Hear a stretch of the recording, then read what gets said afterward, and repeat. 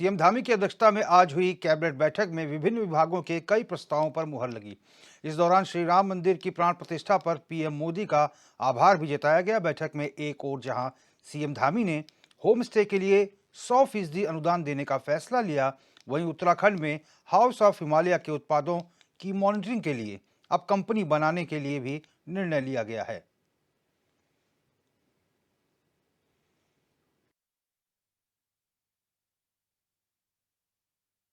विभिन्न विभागों में जो सहायक अभियंता हैं, कार्य करते हैं, उनको सरकारी कार्य के लिए फील्ड में जाना पड़ता है।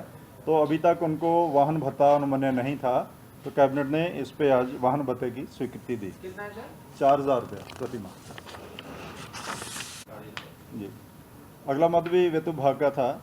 चाइल्ड केयर लीव जो मिलती है बच्चे के लिए, उसमें पहले ये था कि 365 दिन तक 100% वेतन मिलेगा और उसके बाद 365 दिन और अनुमन्य है जिस पे 80% वेतन मिलना था। पहले अभी तक ये व्यवस्था थी, लेकिन अब ये कर दिया गया है। जो काफ़ी कर्मचारियों की मांग आई थी। भारत सरकार में ऐसा ही है, 1 साल के लिए 100% वेतन और अगले 1 साल के लिए 80%। लेकिन प्रदेश सरकार ने आज निर्णय लिया कि दोनों सालों के लिए 100% वेतन मिलेगा। वित्त विभाग का था।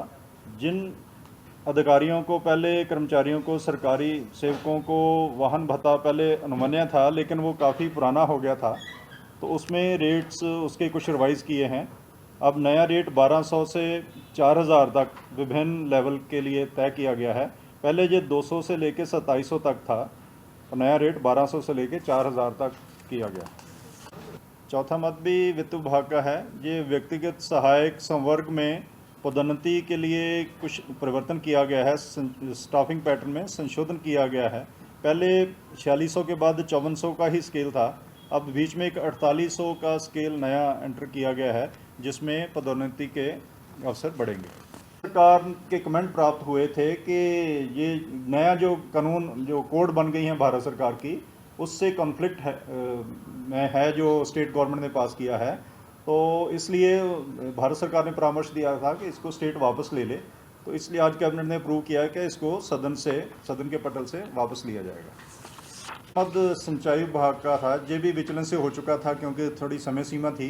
इसमें बाढ़ मैदान प्रक्षेत्र अधिनियम 2012 के अंतर्गत हरिद्वार और देहरादून जनपद में कुछ फ्लड प्लेन जोन की नोटिफिकेशन जारी हुई थी। उस समय क्योंकि इसकी टाइम लिमिट है कि 18 महीने में करना होता है, तो पूरे हो रहे थे, तो विचलन से किया गया। आज उसको कैबिनेट से भी अनुमोदन कराया गया। और इसी खबर पर हमारे संवाददाता अरुण सैनी लाइव जुड़ चुके हैं। अरुण, कैबिनेट की बैठक में किन महत्वपूर्ण प्रस्तावों पर मुहर लगी है और कितने प्रस्ताव आए?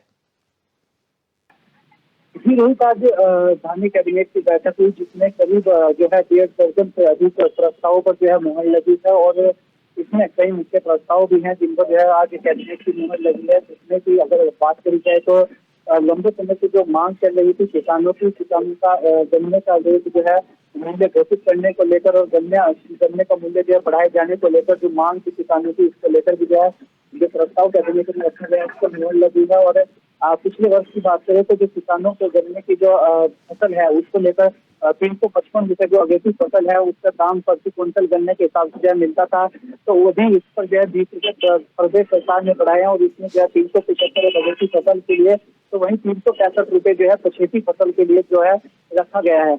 वहीं जिस तरीके जो विभिन्न विभागों में सहायक अभियंता होते हैं जो फील्ड में जो काम के लिए जाते हैं, सरकारी काम के लिए फील्ड में जाते हैं, उन्हें पहले जो है वाहन भत्ता नहीं मिलता था, तो उन्हें अब जो है वाहन भत्ता भी दिया जाएगा। वहीं अधिकारियों को जो वाहन भत्ता मिलता था उसे भी अब उसमें बढ़ोतरी की गई है, जो कि अब 1200 से 4000 के बीच में उसे किया गया है।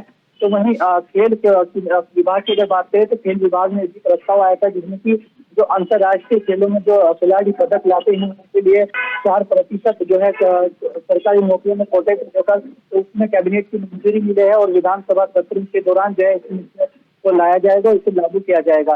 तो वहीं चाइल्ड केयर लीव के लिए जो है 1 साल के लिए जो मानदेय मिलता था, जो पूरी फैमिली इनको मिलती थी, वो जो दूसरे साल मिलता था, लेकिन हम 100% देने का प्रावधान इसमें किया गया है। तो तमाम ही ऐसे मुद्दे हैं जिसको लेकर जो है आज कैबिनेट की बैठक हुई। करीब 1.5 दर्जन से अधिक प्रस्ताव है उन पर मुहर लगी है और वहीं राम मंदिर प्राण प्रतिष्ठा को लेकर भी कैबिनेट ने प्रधानमंत्री नरेंद्र मोदी का आभार जताया है। धन्यवाद अरुण। यानी कुल मिलाकर बहुत महत्वपूर्ण प्रस्ताव पर इस बैठक में मुहर लगी है और बहुत ही दूरगामी सोच को लेकर ये बैठक रही और सहायक अभियंताओं को वाहन भत्ता और गन्ना मूल्य में भी तमाम चीज़ों में संशोधन किया गया है।